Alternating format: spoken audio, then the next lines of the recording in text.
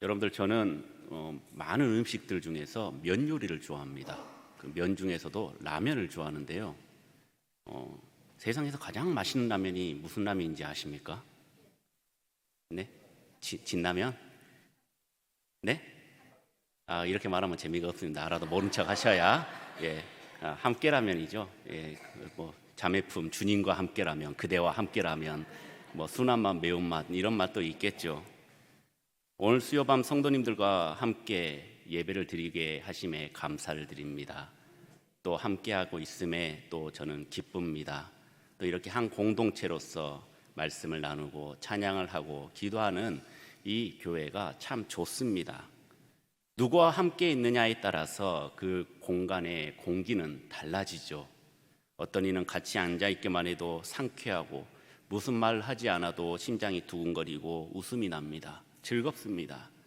시간이 지나가는지도 모른 채 많은 시간이 지나가서 헤어지면 또 아쉽죠. 또 만나고 싶고요. 그런데 어떤 이는 같이 있기만 해도 숨이 턱턱 막힙니다. 그리고 식은땀도 줄줄 나고 1분 1초가 1시간 2시간처럼 느껴집니다. 사람은 누구와 함께 하느냐에 따라서 그 영향을 많이 받죠. 그래서 어른들은 친구들을 잘 사귀어야 된다, 좋은 친구들을 만나라 이렇게 잔소리를 하기도 합니다. 그리고 요즘엔 결혼 내자뿐만 아니라 결혼할 사람만 보는 것이 아닌 가족들까지 함께 보더라고요. 결혼을 너네 둘만 하는 것이 아니고 가문과 가문 간의 만남이기 때문에 가족들도 늘 보고 또 지병이 있는지 재산은 얼마나 있는지 그런 것을 또 꼼꼼히 확인을 합니다. 혼자서 20-30년 그 가족과 이 가족이 이렇게 만나는데 그 살아온 과정과 환경이 너무나도 다르기 때문에 그 환경이 사람에게 미치기 때문이죠. 우리 믿는 사람들도 마찬가지입니다. 같은 하나님, 또 같은 예수님을 믿는 기독교인들, 크리스천인들이지만은 어떤 교회를 다니느냐에 따라서 그 분위기는 굉장히 다르죠. 교파별로도 다르고 지역별로도 다릅니다. 그래서 교회를 선택하고 꾸준히 다닌다는 것은 참 중요한 것이죠. 여러분들은 좋은 교회, 건강한 교회를 잘 선택하고 또 믿음 생활을 우리 성교중앙교회에서 잘 하고 계심을 믿어 의심치 않습니다. 아닌 것 맞죠? 예, 여러분들 소심해서 대답이 잘 안 나오는 것 같은데 그래서 오늘 말씀을 통해서 우리는 평생 누구와 함께 해야 하는지 또 나는 어떤 성도가 되어야 되는지 함께 알아가는 귀하고 복된 시간이 되길 주님의 이름으로 축원합니다. 사울은 회심 후에 누구보다도 더 열심히 주의 복음을 전함으로 많은 유대인들을 그리스도인으로 개종시켰습니다. 그런데 기존 유대인들이 가만히 있을 리가 없겠죠. 서로 모여서 사울을 죽이기로 공모를 합니다. 그리스도인을 잡는데 누구보다도 적극적이었고 또 유대인의 존경과 찬사를 받았던 사울은 이제 유대인의 적이 되어서 죽음의 위험 가운데 있게 되었던 것이죠. 세상 속에 있던 자들이 하나님께 돌아오고 회심하면 삶이 바뀌는 것, 이것을 기존 세상 사람들은 가만히 그것을 보고만 있지는 않는다라는 것입니다. 배신자라 칭하고 원수처럼 여기고 또 배척하고 또 핍박하기까지 이르게 됩니다. 그냥 상관하지 않고 네가 믿든지 말든지 마음대로 하라 하면 얼마나 좋겠습니까마는 세상을 떠나는 순간 세상과 등해지고 사는 것을 의미하므로 갖가지 방법으로 핍박하고 있는 것이죠. 양쪽 다 할 수는 없습니다. 중도라는 것은 있을 수도 없죠. 예를 들어서 두 나라가 전쟁 중에 있는데 이 편에도 속하고 이 편에도 속한 사람 누가 있겠습니까? 적군이면서 아군일 수는 없는 것입니다. 전쟁이라는 것이 무엇입니까? 상대방을 무너뜨리기 위해서 하는 행위 아니겠습니까? 이 전쟁을 치르는데 어떻게 세상과 하나님 둘 다 속할 수 있겠습니까? 하나님과 함께한다면 세상과는 적이 되는 거고 세상과 함께하면 하나님의 적, 즉 하나님과의 관계는 끊어지게 되는 것이죠. 이 세상도 마찬가지입니다. 우리의 시선은 늘 주님을 향해 있습니다. 그리고 주님만 바라보겠습니다 라고 고백을 합니다. 그런데 한 발이 세상에 딱 하나 걸쳐져 있습니다. 하나님께서 조금만 나에게 있어서 서운하게 하고 또 나의 기도를 들어주지 않는다면 언제든지 세상으로 나갈 그 발돋움을 하기 위해서 준비를 하고 있는 것이죠. 그 발 떼야 되는 것입니다. 언제나 우리가 하나님께 집중하겠다고 다짐을 했다면 집중해야죠. 다른 것 쳐다보지 말아야죠. 사울은 이 사실을 너무나도 잘 알고 있었기 때문에 회심 후 완전히 변화된 자가 된 것입니다. 이 변화를 확실하게 알 수 있는 방법이 바로 주변인들의 반응입니다. 하나님의 백성이냐 세상의 백성이냐, 주변인들이 우리를 대하는 태도를 보면 알 수 있는 것입니다. 지금의 상황이 여러분들의 상황이라면 어떨까요?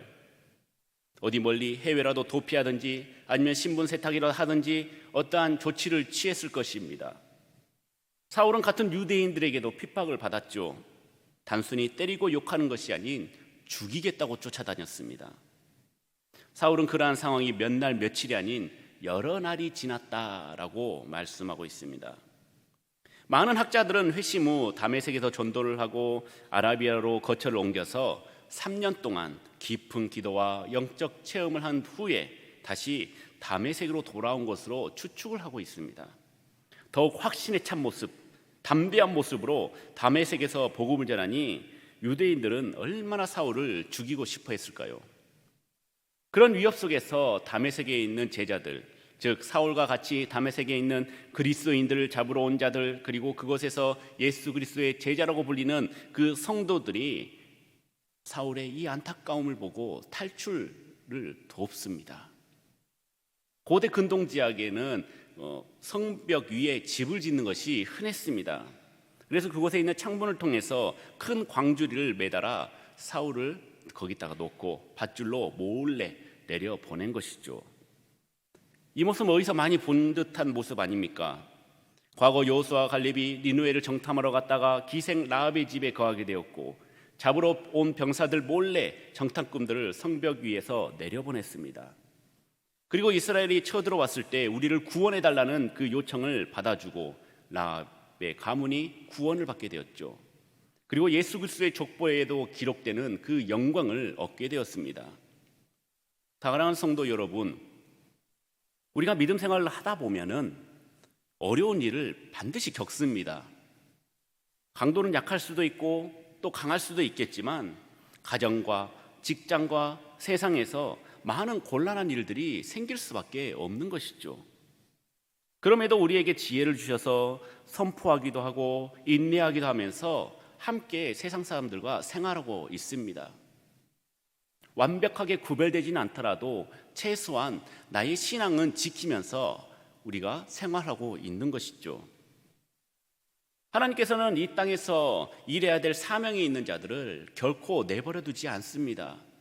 우리도 세상에서 일하고 있지만은 세상 속에 빠져들지 않도록 하나님께서 지금도 우리를 보호하여 주시고 지켜주시고 일하고 계신다라는 사실이죠. 하나님의 뜻을 따라 가다 보면 우리는 더 큰 환난과 그리고 핍박을 당하거나 순교를 할 수도 있겠지만, 하나님께서는 어느 순간 어떤 상황에서도 절대로 보호하여 주신다는 사실을 잊지 않고 온전히 하나님께서 우리에게 주신 그 생명이 다하는 그날까지 우리가 맡겨진 사명을 잘 감당하면은 하나님께서 보호하여 주신다라는 것입니다. 이 보호의 은혜가 여러분들에게 임하길 간절히 축원합니다. 여러분들은 사람을 사귀는 것 잘 사귀십니까? 아니면 잘 못 사귀십니까? 요즘 MBTI라고 있지 않습니까? 그래서 그 I는 소심하고 뭐 T는 막 활발하고 뭐 이런 지키고 있는데, 저는 I입니다. 앞에가 I로 시작해서 굉장히 소심한 사람 중에 한 명입니다. 말을 건네는 것조차도 매우 두렵고 힘이 듭니다. 하물며 자기들 잡으러 다니고 있는 내 친구들, 가족들을 잡아서 옥에 가두었던 원수가 이제 손을 내밀어서 함께 주님의 일을 합시다라고 하는데, 누가 기쁜 마음으로 손잡을 줄 사람이 누가 있겠습니까? 지금 예루살렘 제자들의 상황이 딱 이런 상황이죠. 회심 후 3년 동안 열심히 주의 복음을 전했습니다. 그런데 기존의 그리스도인들은 신뢰가 안 가는 거예요. 무엇을 믿고? 이중 첩자가 아닐까? 간첩이 아닐까? 과거가 자꾸 떠오릅니다. 내 형제들, 그리고 내 가족들을 잡아간 그 사울, 의심의 눈초리로 사울을 바라봤던 것이죠. 상대방이 나에게 선한 의도를 가지고 있고 그 어떤 경우에도 나를 해롭게 하지 않을 것이라는 그 믿음이 없다면 관계는 절대로 이루어지지가 않습니다. 무조건 의심부터 하고 보는 것이죠. 저 사람이 나에게 접근하는 이유가 무엇일까? 나에게 뭘 뜯어가려고, 뭘 알아가려고 그럴까? 그렇게 의심이 들지 않습니까? 이러한 관계는 성경에 여러 군데에 많이 나오는데 대표적으로 사울과 다윗의 관계가 있습니다. 다윗은 사울의 딸과 결혼한 관계이므로 어떻게 보면 장인어른과 사위의 관계이죠. 또한 왕의 대를 이은 관계이기도 합니다. 그런데 왜 이렇게 적대적인 관계가 됐을까요? 그 이유는 서로의 신뢰가 없었기 때문입니다. 믿지 못했다는 것이죠. 자, 하나 둘 셋 하면 동시에 대답합시다 하면서 하나 둘 셋 하면서 상대방 얘기를 듣는 것과 마찬가지인 것입니다. 서로가 서로를 신뢰하지 못하니까 항상 쫓고 쫓기는 신세가 되고 말았던 것이죠.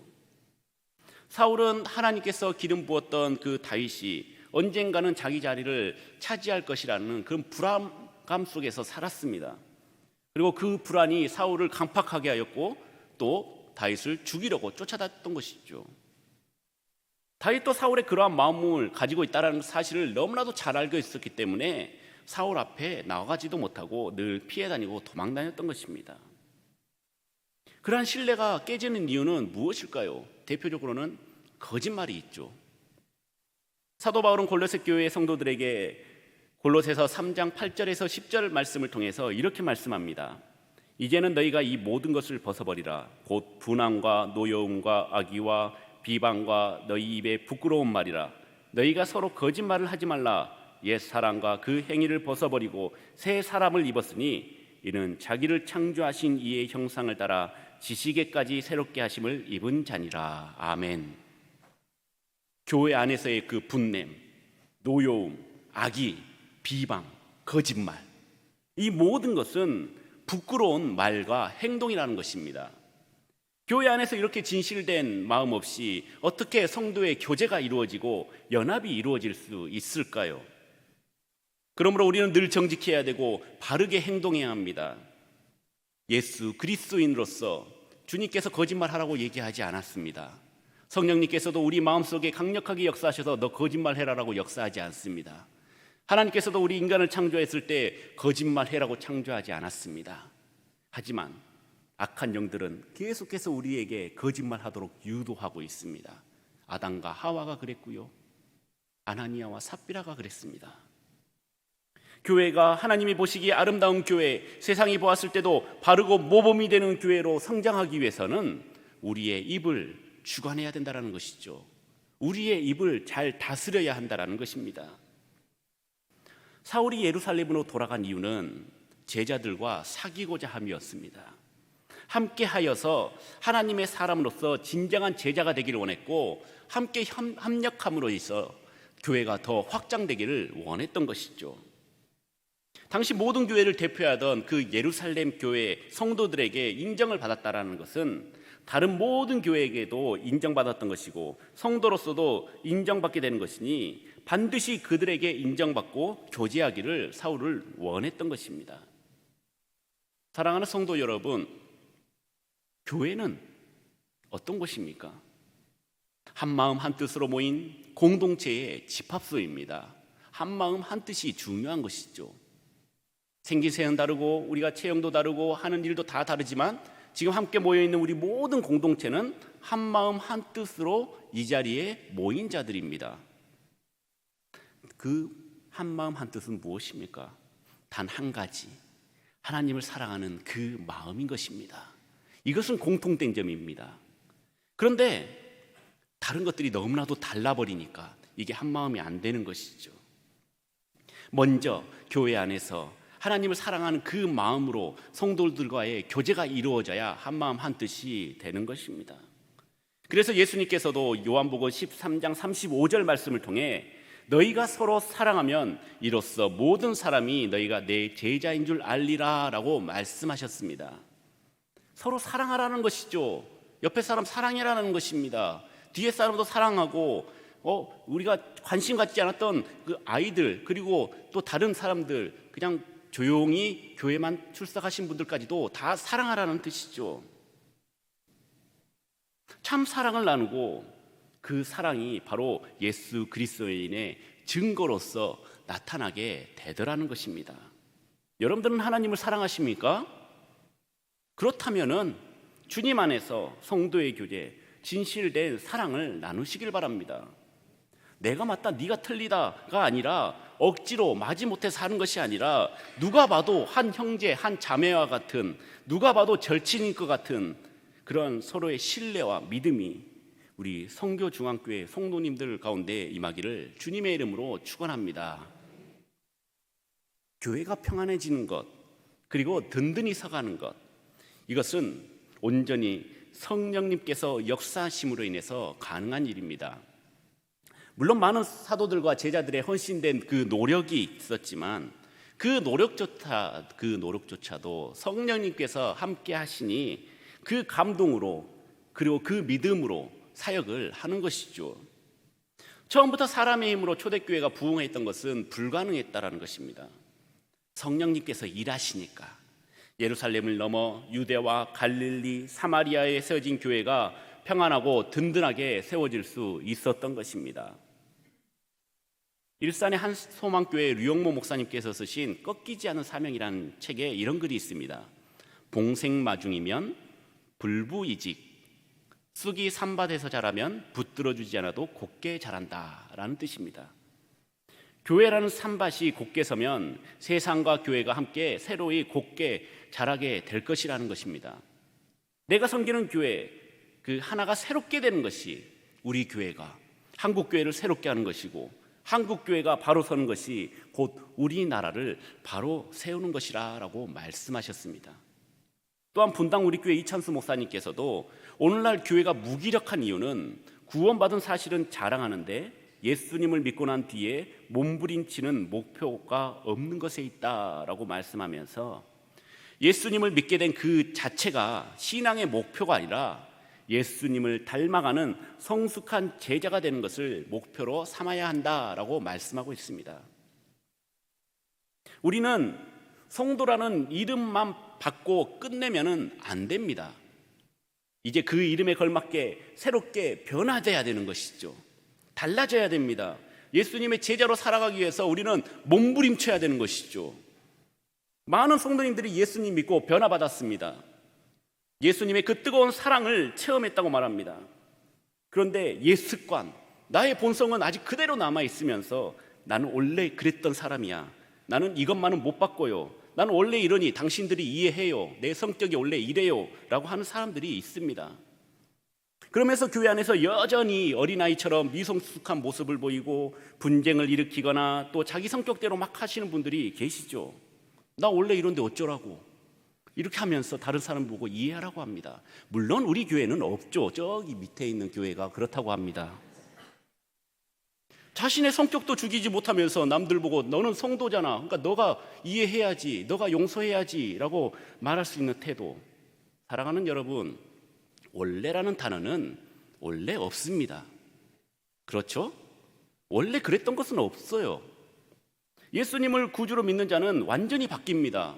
원래 내 성격이 이런 것 없습니다. 왜냐하면 우리가 완전히 구주로 믿는 자로 바뀌었기 때문에.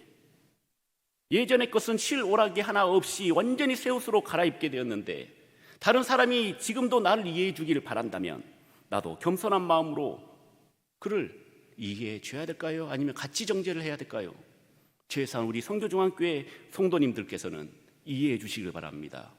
용서해 주시길 바랍니다. 보듬어 주시길 바랍니다. 나랑 성격 안 맞아 하면서 미워하는 것이 아니라 그럼에도 불구하고 보듬어 주시고 안아주시고 사랑해 주시길 바랍니다. 이것이 바로 예수 그리스도의 마음인 것이죠. 우리의 마음이 완전히 갈아엎어지고 새로운 땅을 부여받는 것, 그것이 바로 성령님께서 일하심이라는 것입니다. 성령님이 우리와 함께 일하시니 말씀처럼 우리 성교중앙교회가 평안해지고 든든히 서가고 주를 경외함과 성령의 위로로 진행하여 수가 더 많아질 줄 믿습니다.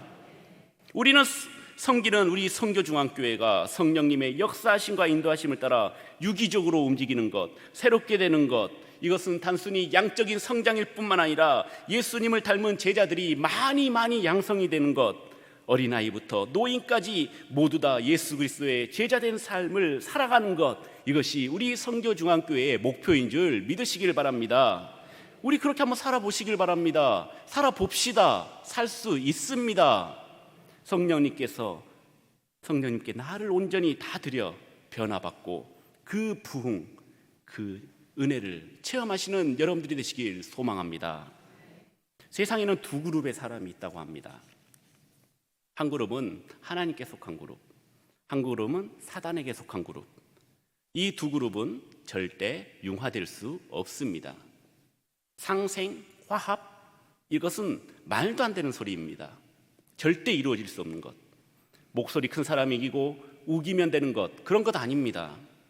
성령의 사람들은 큰 소리 내지 않습니다. 우기지도 않습니다. 언제나 하나님이라면 어떻게 했을까?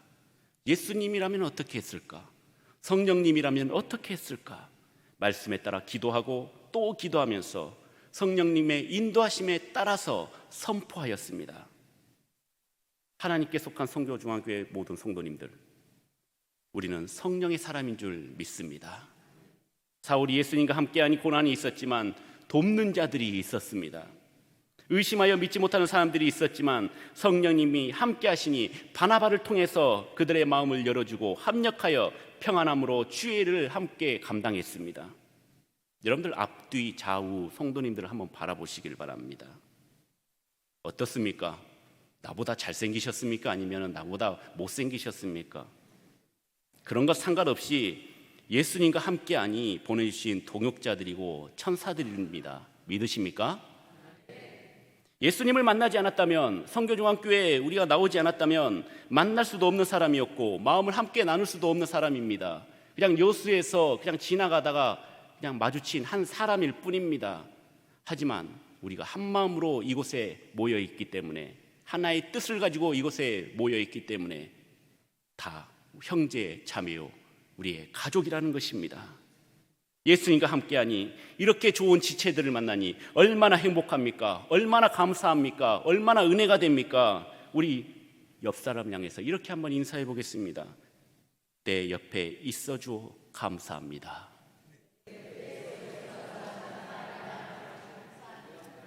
아멘. 우리 성교중앙교회는 이렇게 성령님과 함께하니 평안해지고 든든히 서갈 줄 믿습니다. 예수님의 제자들이 모인 교회는 흔들리지 않습니다.